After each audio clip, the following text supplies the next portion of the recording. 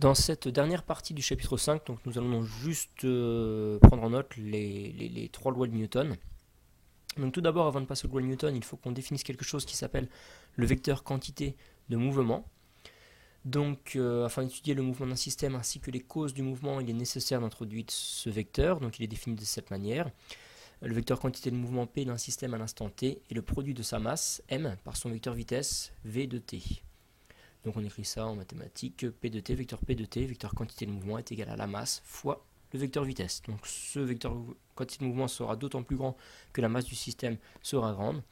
Il sera également d'autant plus grand que la vitesse du système sera grande. Et l'unité de ce vecteur est le kilogramme mètre seconde moins 1, kilogramme mètre par seconde.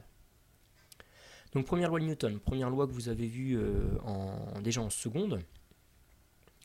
Donc dans un référentiel galiléen, si la somme ou résultante F des forces qui s'exercent sur un solide est nulle, alors le vecteur vitesse V de son centre d'inertie ne varie pas. Réciproquement, dans un référentiel galiléen, si le vecteur vitesse V du centre d'inertie d'un solide ne varie pas, la résultante des forces qui s'exercent sur le solide est nulle. Ce qu'on peut résumer à l'aide de cette notation vectorielle. Si la somme des forces extérieures est égale au vecteur nul, alors le vecteur vitesse V du système est égal à un vecteur constant. Inversement, si le vecteur vitesse V d'un système est une constante, cela veut dire que la somme vectorielle des forces qui exercent sur le système est égale au vecteur nul. Concrètement, si un système est soumis à des forces qui se compensent, alors son mouvement sera rectiligne uniforme ou alors le système sera immobile.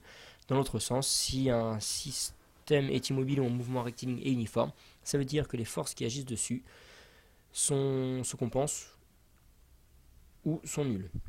Donc un exemple d'application de ce principe d'inertie.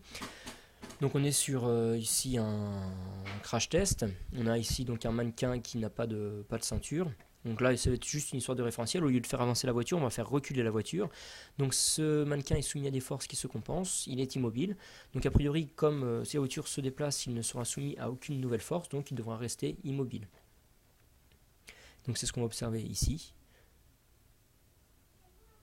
Si la voiture recule, on voit que tant que aucune force nouvelle n'agit sur le mannequin, alors il reste immobile. Sur la vidéo, il reste toujours au même endroit.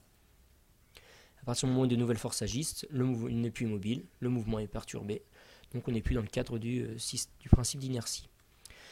Deuxième loi de Newton, c'est le principe fondamental de la dynamique, donc cette loi est, comme son nom l'indique, fondamentale en physique.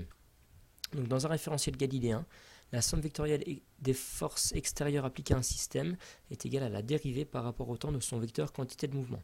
Donc cette phrase, on peut également la traduire en langage mathématique de cette manière.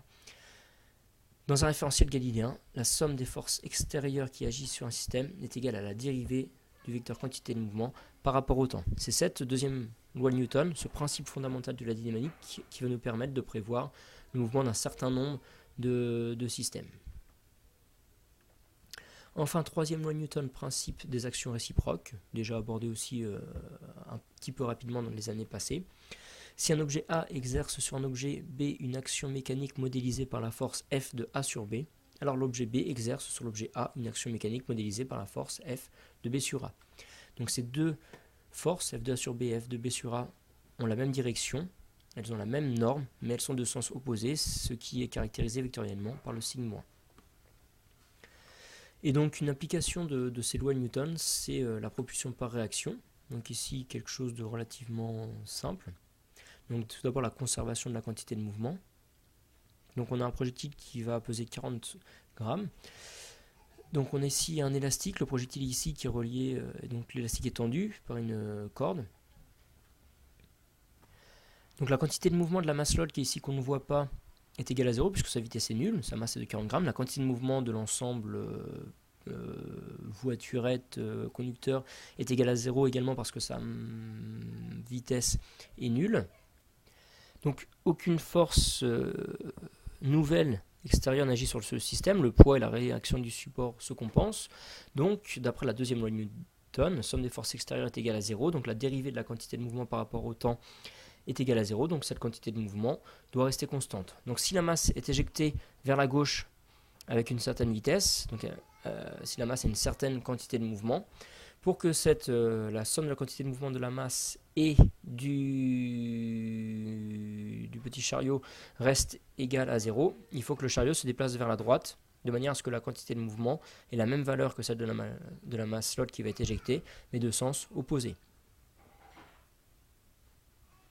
Donc la masse a été éjectée, et la conséquence de la conservation de la quantité de mouvement, c'est que le mobile est avancé vers la droite. Si on augmente la masse, donc la quantité de mouvement de la masse éjectée sera plus grande, donc la quantité de mouvement du mobile va être plus importante.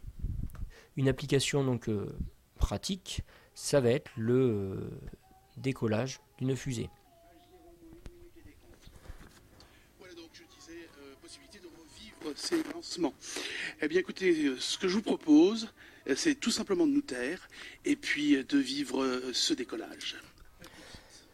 Alors je ne vais pas me taire, donc en fait ce qui va se passer ici, c'est que la quantité de mouvement reste nulle. Donc la fusée va éjecter des gaz, une certaine masse de gaz à une certaine vitesse. Plus la masse de gaz éjectée va être grande, plus la force de poussée qui va apparaître va être importante. Et de la même manière, plus la vitesse d'éjection des gaz sera grande, plus la vitesse également d'élévation de la fusée sera grande elle aussi. À tous de DDO. Attention pour le décompte final. 10, 9, 8, 7, 6, 5, 4, 3, 2, unité, feu. Allumage Vulcain.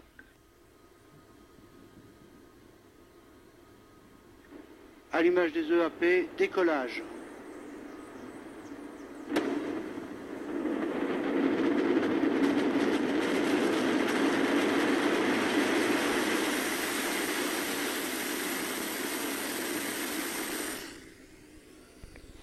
Donc c'est cette conservation de la quantité de mouvement qui ici peut expliquer le vol d'une fusée et de nombreux objets dits à système de propulsion à réaction. Donc ce chapitre est terminé. Dans le chapitre suivant, on appliquera ces lois de Newton, notamment la deuxième loi de Newton, pour prévoir le mouvement de différents objets, notamment avec certaines applications de balistique.